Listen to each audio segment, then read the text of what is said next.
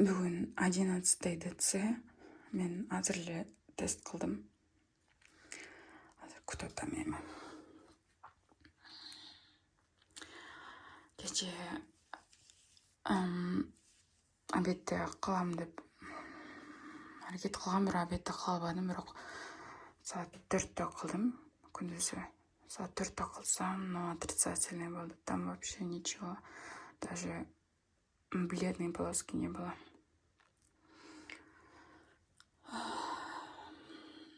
Не знаю, верить или нет. Вообще бүгін 11 ДЦ. А нет. 11 день после овуляции. 16-сында болса, бүгін 27-сі. Бүгін уже көрсетіш керек. После овуляции депо. 11 депо. Мен адашып кетпен. 11-ші күн после овуляции.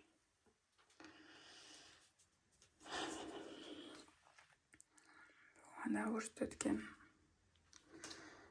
Ну-ка уже посмотрим. Мне уже не терпится почти.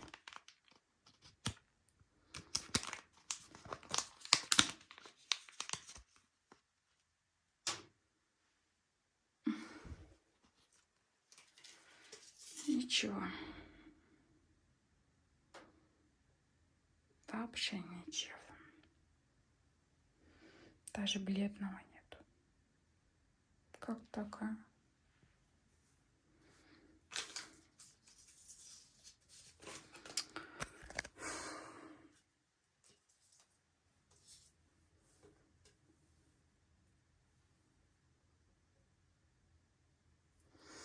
Даже бледного нету.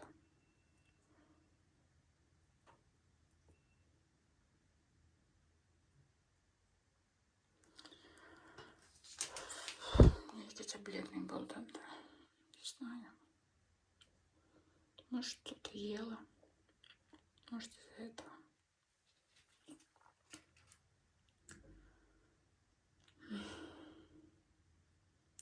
Вообще, 11-ші күннен көрсетіш керек та 100%. Не көрсетпейді.